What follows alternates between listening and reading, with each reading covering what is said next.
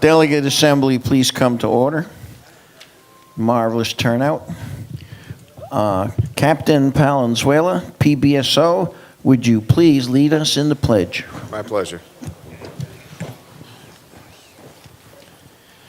I pledge allegiance to the flag of the United States of America and to the republic for which it stands, one nation, under God, indivisible, with liberty and justice for all.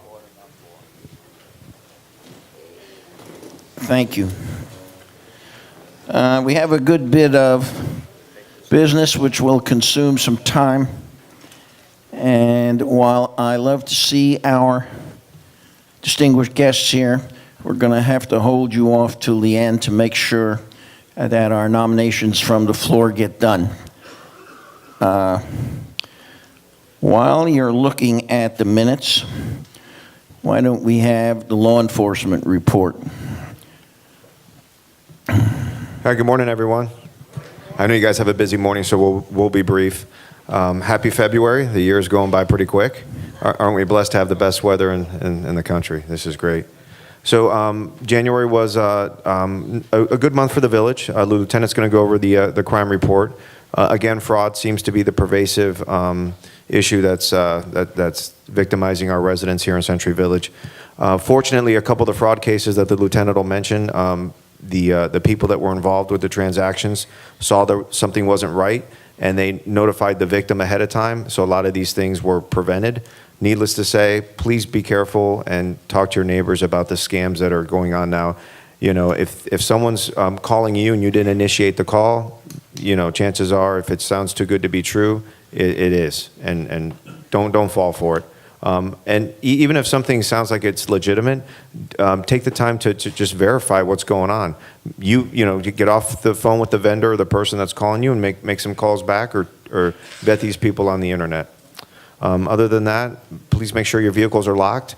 Again, like I reported last month, our biggest issue for the district and for this area were vehicle burglaries.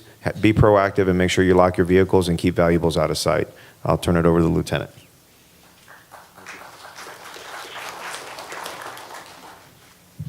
Morning, everyone. Wow, big crowd. I'm scared. We had 2 vehicle burglaries reported during the month. Both of these cars were unlocked.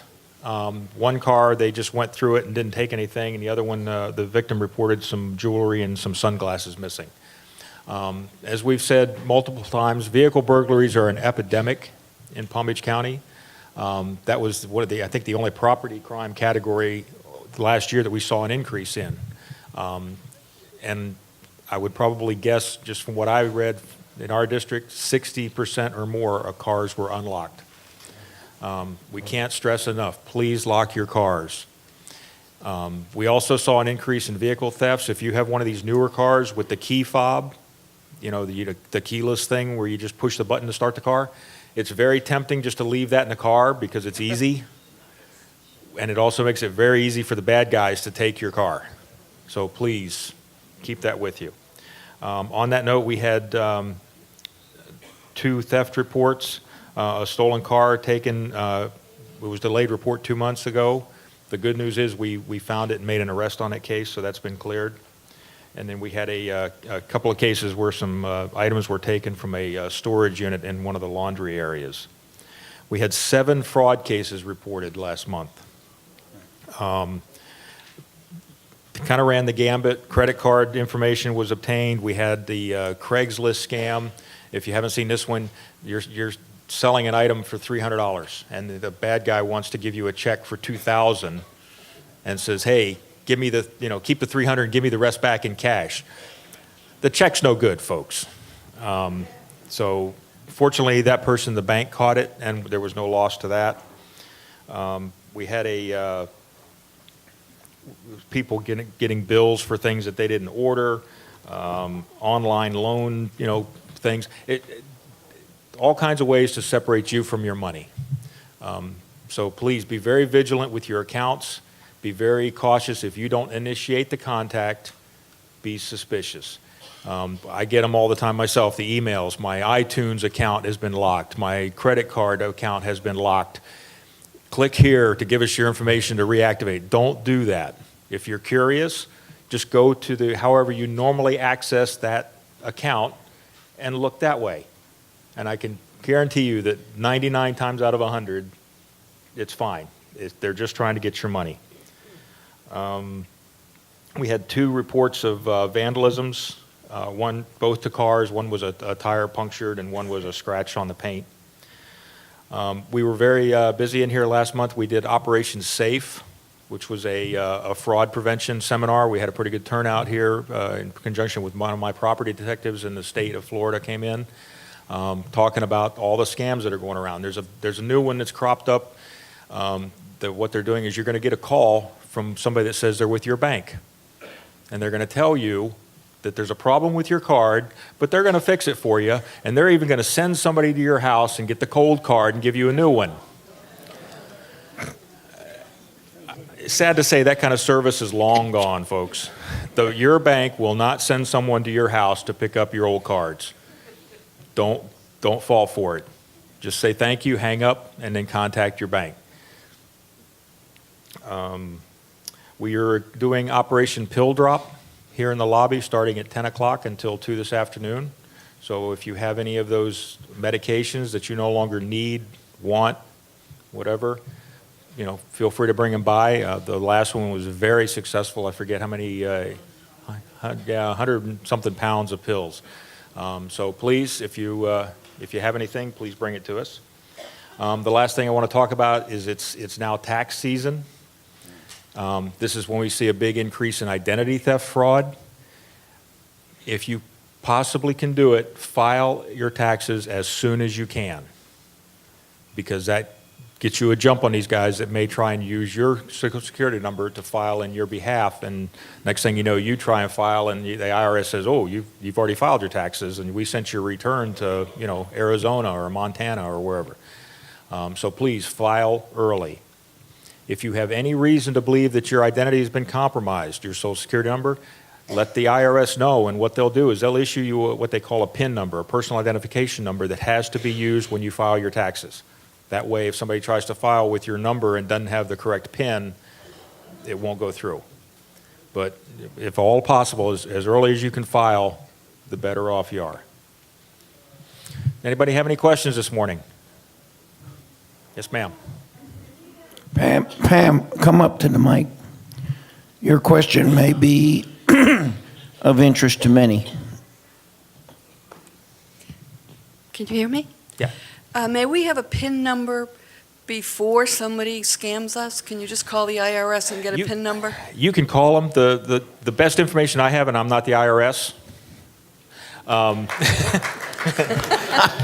best information I have is they only issue numbers when they believe that there's a reason to do so. But that's a question that you should probably direct to them. Follow through. Thank you. But I know that's one of the mechanisms that they use to try and prevent it. Gene. Thank you. I don't have a question, but I do have something that I need to tell all of you. For quite a while, we had people coming in our building at night, coming through. We had things missing, so we put up a surveillance camera, and we caught or saw the same woman coming through night after night on a bicycle. And she tried evidently to get in twice, break into windows that weren't quite closed. Fortunately, they were broken and she couldn't get them up. But then she got brazen enough to come during the day, and I saw her out there, recognized her from the surveillance pictures, and went out and chased them down with my cell camera, took pictures of her, the license plate on the van that they were in, and pictures of the two of them in the van. She was with a man. They are our neighbors. They live here in the village. They are not coming through the fence or through the gate or anywhere else. They live here. They are also very dangerous because they're trying to break in apartments now where people are there. Before, there were apartments across the street from me that were being broken in, but they were snowbirds. Now, they're coming and trying to get in apartments where people are there sleeping. This is very dangerous. What happens if you wake up and someone's in the apartment? I mean, are they armed? We don't know.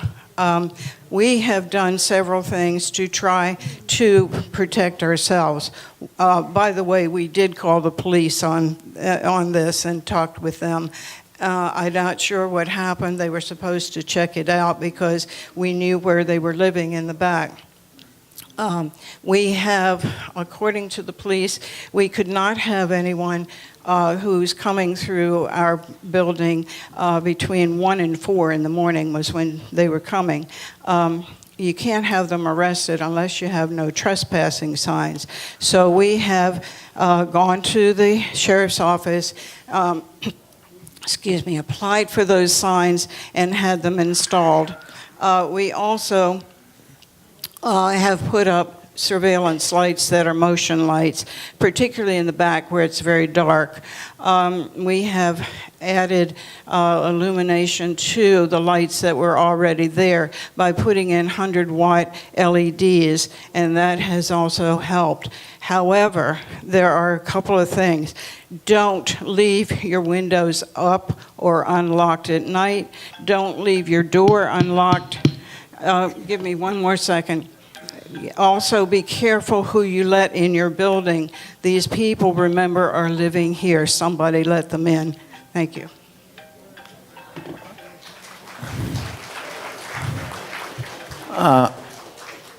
That's great to have this information out.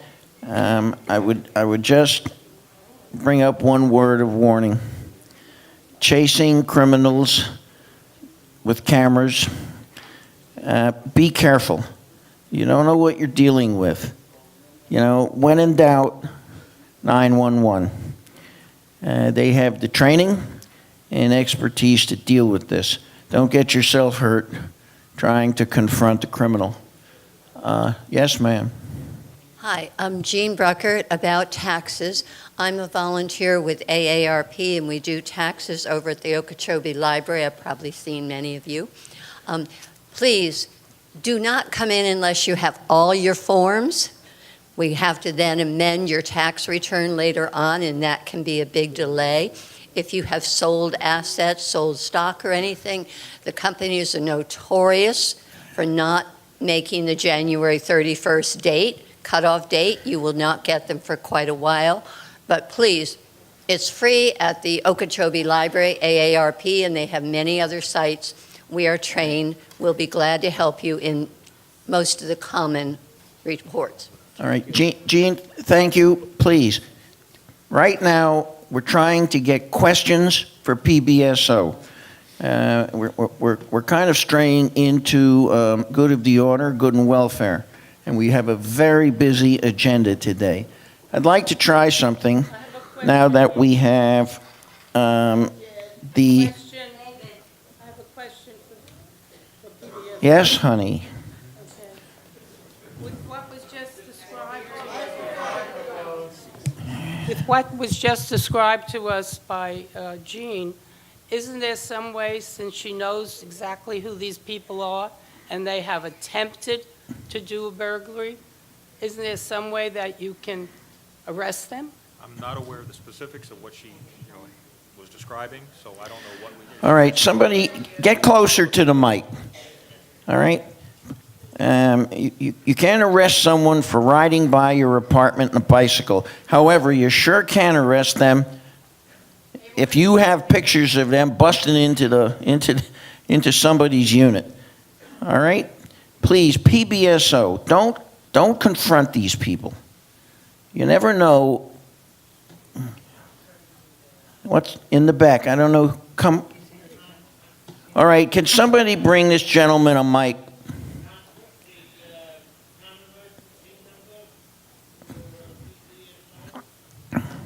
$688-3400. That's 688-3400 is our non-emergency number. And of course, 911 if you feel that it needs to go that way. Correct. All right. Please, you're, of course, as always, invited to our security meeting this afternoon. We will be there.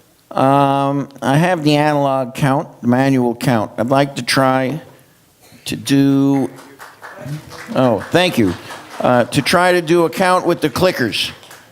So if all the delegates would please press your clicker, virtually any number, and let's see how many.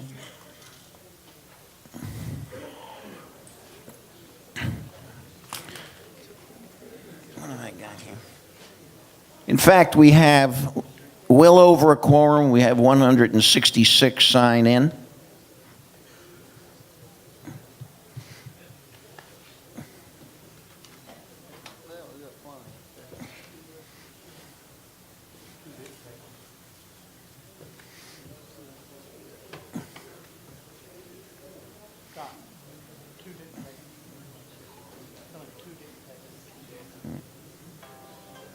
Everybody press their button. You don't have to press it twice. It won't be counted. You can press it as many times as you want. Exactly. It still won't be counted. Past the first one. 160 so far, we're getting closer. Got 160. Still got some issues to run down. All right. Oh, okay, 2 refusals. All right, fine. Pretty close. As I said, there's 166 signed-in delegates.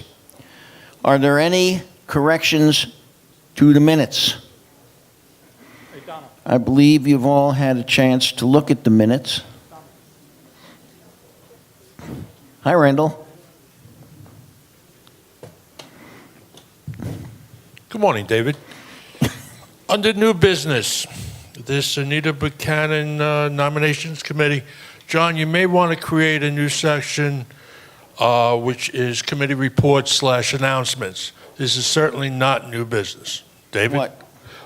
The under new business, Anita Buchanan's announcement. No, nominations from the floor. Yes, I understand. It's an announcement. No, he's looking at minutes. We're looking at minutes, David. Yeah, minutes. Okay, go ahead. All right. Anita Buchanan's Nominations Committee deadline.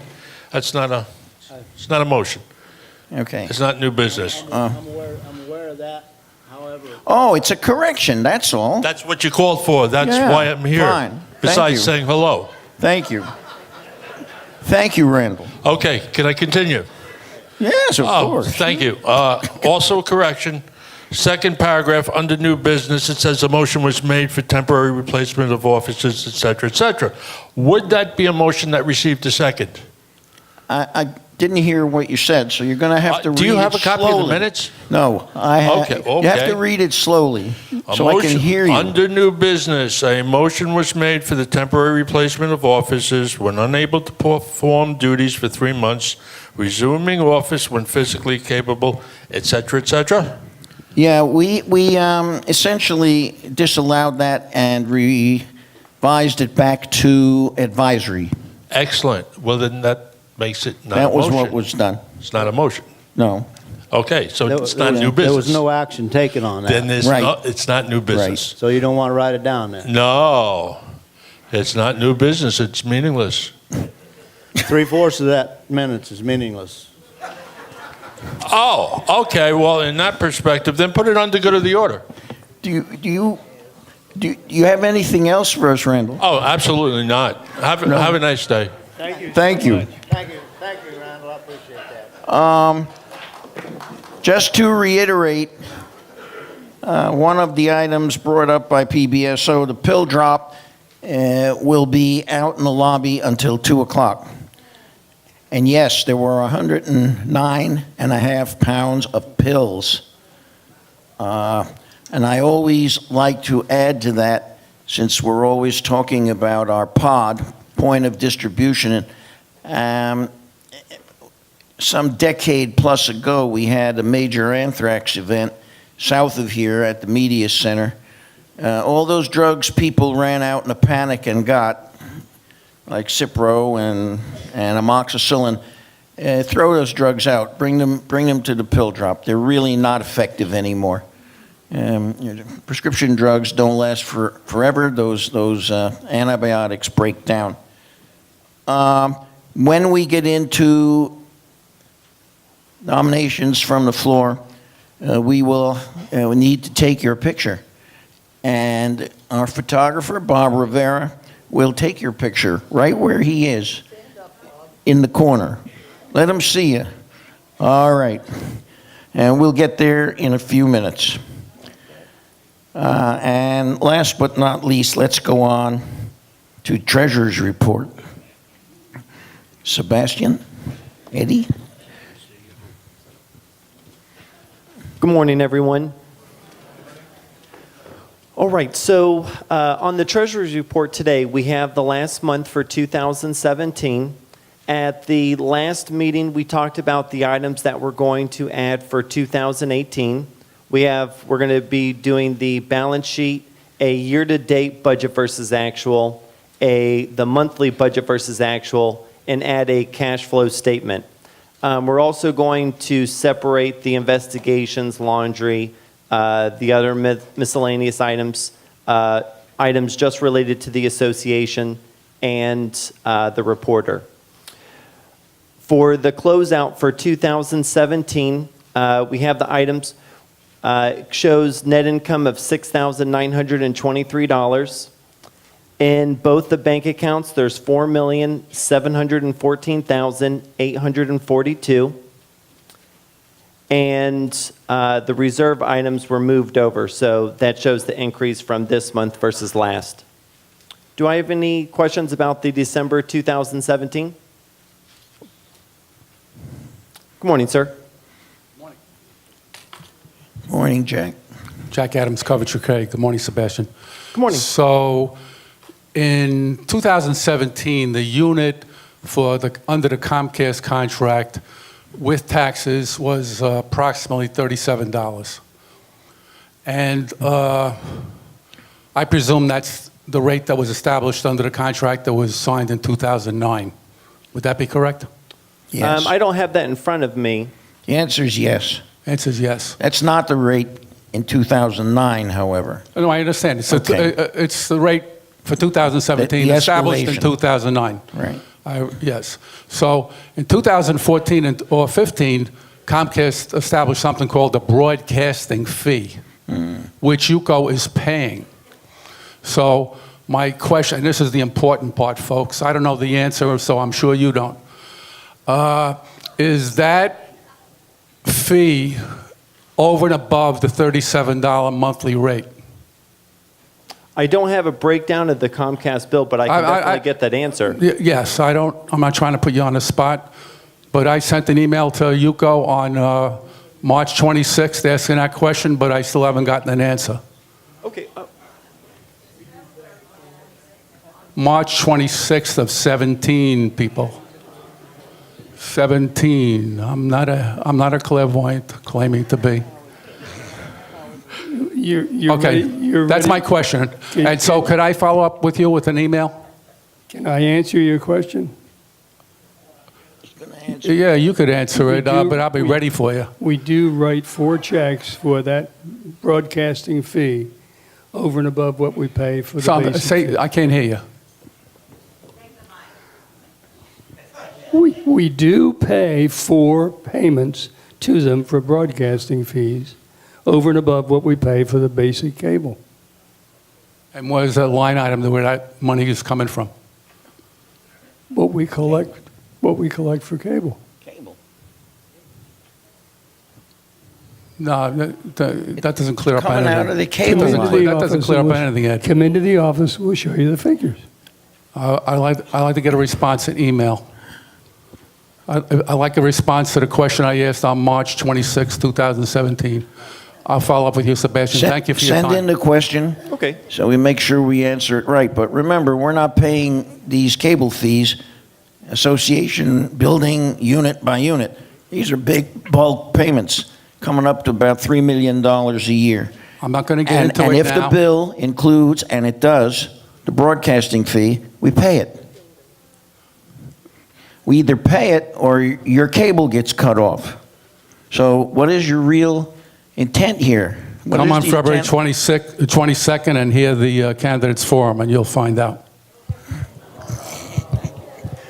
Yeah, Thank you, now sir. we know the intent of the question. I Thank only you. have 3 minutes up here, David, and I'm not going to take up people's time. I'll pursue this. Of course. You didn't respond to my email of March 26, 2017. Thank you. Thank you, sir. Americo. Good morning, sir.